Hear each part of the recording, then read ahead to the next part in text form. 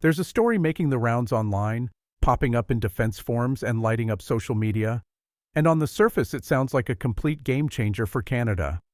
The headline is bold. Canada's 400M Gripen fighter factory Montreal wins hundreds of new jobs. The story is compelling. It paints a picture of a massive new factory rising up in Montreal, with concrete being poured and a steel frame reaching for the sky. It promises hundreds, maybe thousands, of high-tech aerospace jobs for Quebec. It imagines Canadian-built Gripen fighter jets rolling off an assembly line by 2028, completely free from American political pressure. This isn't just a factory. The story goes, it's a declaration of independence, a spiritual successor to the legendary Avro Arrow. This taps into something deep in the Canadian psyche. For years, the effort to replace our old CF-18 Hornets has been a political nightmare of debates, cost overruns, and dependency on other countries. The F-35, the jet Canada actually chose, has been a lightning rod for controversy from day one.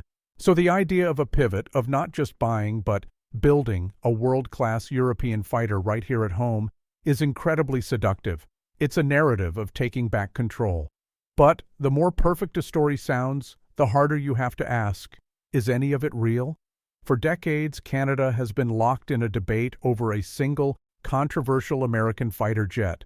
But what if, in a stunning plot twist, a new $400 million deal meant we were building a brand new factory for a different fighter in Montreal? This is the story that has people excited, a story about jobs, sovereignty, and a bold new path for Canada. But is it the truth? We're about to tear this captivating narrative down, piece by piece. We'll separate the hard facts from the appealing fiction and uncover what's really happening with the future of the Royal Canadian Air Force. The answer is more complex, and frankly, more fascinating than the headline.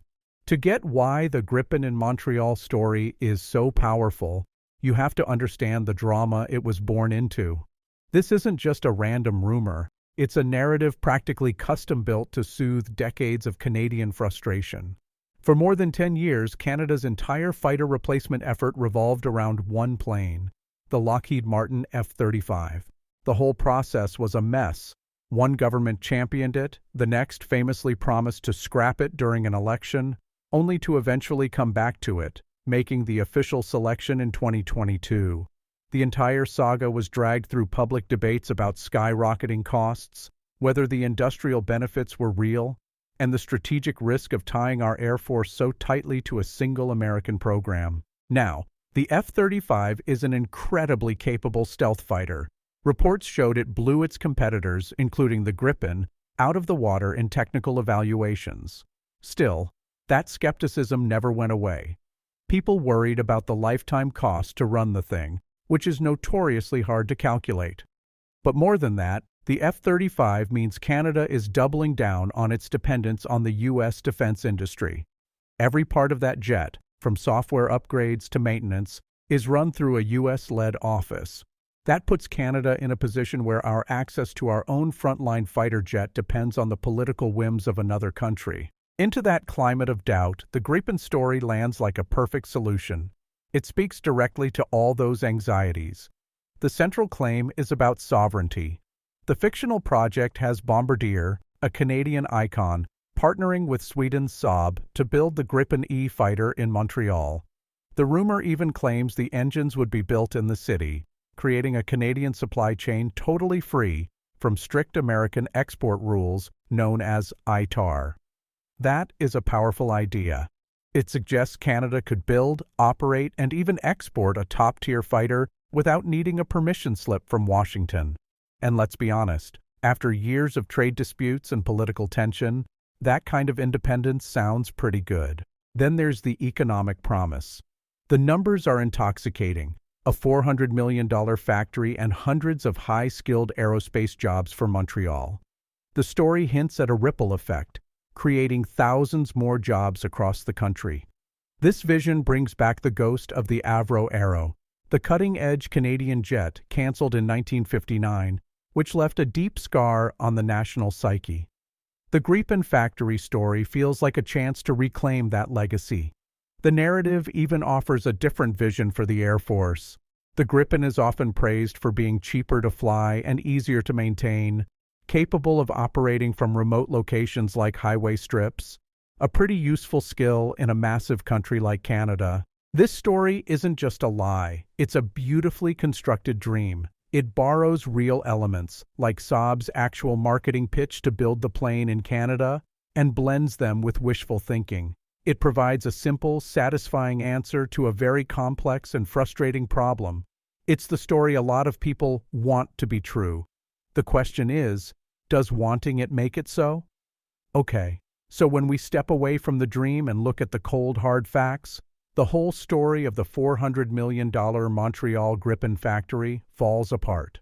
A thorough check of official announcements from the Canadian government, Bombardier, and Saab reveals a completely different reality. The viral story, as it's being told, is fiction.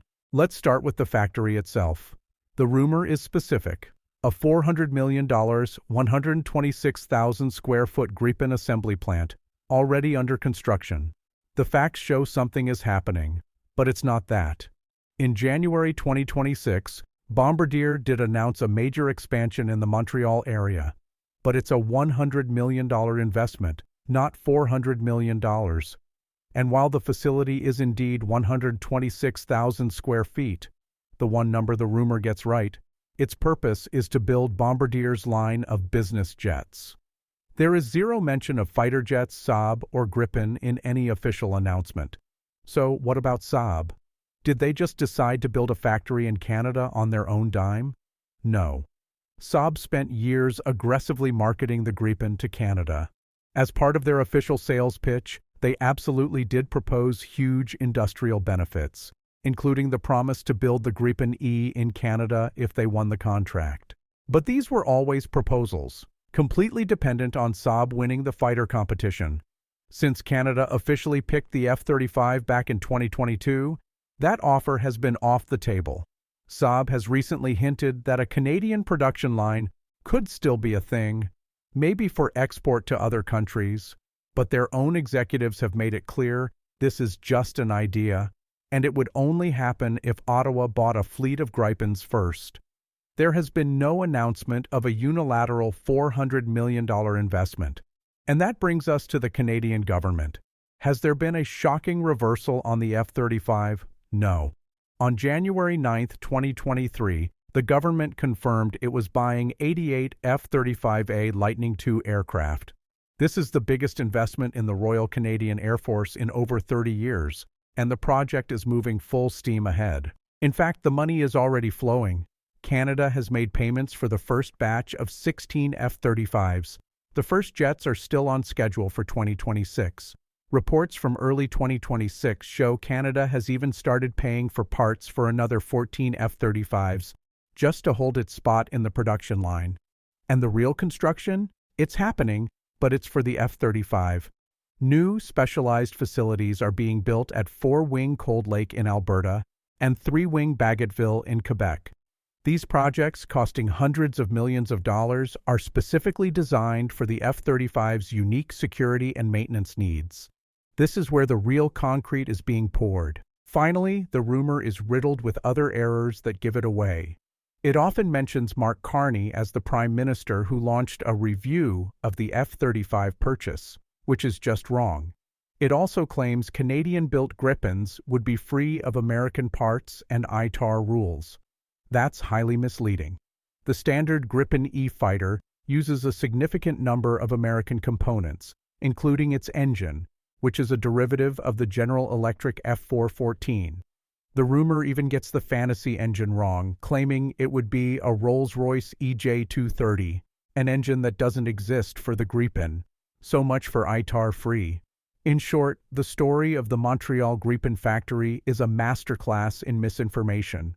It mixes real events, Bombardier's factory expansion, Saab's old sales pitch, and the F-35 debate, into a story that's emotionally satisfying but factually bankrupt. With the Gripen factory myth busted, what's the actual plan for Canada's fighter force? The reality is the F-35A Lightning II. The official project involves buying 88 of these jets, with a total life cycle cost that could top $70 billion. making it one of the largest military purchases in Canadian history. It might be less romantic than a homegrown fighter, but the F-35 program is happening, with contracts signed and construction underway. The plan is to introduce the 88 jets in phases. The first ones are expected in 2026, but you won't see them over Canadian skies right away. They're going to Luke Air Force Base in Arizona, a multinational training hub where our pilots and technicians will learn how to fly and fix them. The first F-35 is scheduled to physically land in Canada in 2028. The Air Force hopes to have them ready for core missions, like NORAD Alert, by 2030, with the full fleet up and running by 2034. To support these advanced jets, massive infrastructure projects are in progress at the two main fighter bases, 4-wing Cold Lake and 3-wing Bagotville. The facilities for a 5th-gen stealth fighter are way more complex than what the old CF-18s need. We're talking new hangars, secure operations buildings, and advanced training centers. The price tag for all this new construction is estimated at over $2 billion. These aren't just buildings. They're high-tech environments designed to protect the F-35's sensitive stealth coatings and mission data, built to strict U.S. government standards. As for industrial benefits, it's a different model. Because Canada was one of the original partners in the F-35 program way back in 1997, Canadian companies have been building parts for the jet for years. They've won billions in contracts to manufacture components for every single F-35 built, no matter which country buys it. It doesn't give us that one shiny assembly line in Montreal, but it does plug Canadian industry into the world's biggest defense supply chain for decades. But the path forward isn't perfect. The F-35 program is infamous for delays, especially with its complex software. The next big upgrade, called Block 4, has faced major setbacks. This means Canada's first jets will be delivered with less than their full capability, and they'll need expensive retrofits down the road. Strategically, choosing a single fleet of F-35s locks Canada in tightly with the U.S. and key NATO allies. That's the main point. In a future conflict, our jets will work seamlessly with American and allied forces. This is the F-35's superpower, its ability to act as a networked quarterback in the sky. But this deep integration comes at the cost of independence. The real future for the RCAF is one of deep partnership within the F-35 global enterprise. It's a future defined by cutting-edge tech and incredible firepower, but also by huge costs and dependency. So, the Montreal Gripen factory is a myth. It's a powerful one, born from a collective desire for Canada to be more self-reliant, a master of its own industrial and military destiny. The story cleverly used kernels of truth to build a fiction that a lot of people wanted to believe. But the verifiable evidence only points one way. The Government of Canada has chosen the F-35. It has committed billions, signed contracts, and is pouring concrete. For the next 30 years, the future of the Royal Canadian Air Force is the F-35. This path puts seamless cooperation with the United States and NATO above all else, and we've accepted the trade-offs in cost and autonomy that come with it. That doesn't mean the feelings that fueled the Gripen myth are going away. The desire for a strong, innovative Canadian defense industry is real. The questions about our strategic relationship with the U.S. are more relevant than ever. The Gripen factory might be a phantom, but the sentiments it represents will continue to shape the conversation long after the first F-35 touches down in Cold Lake. And that brings us to the real question. Looking at the confirmed facts, the massive commitment to the F-35, the deep integration with the U.S., and the rejection of a made-in-Canada alternative, what do you think of the path Canada has chosen? Is the F-35's power and interoperability the only realistic choice for our security? Or did we miss a historic opportunity for more independence? Let me know your thoughts in the comments below. Thanks for watching. If you found this breakdown insightful, please like this video and subscribe for more analysis that cuts through the noise.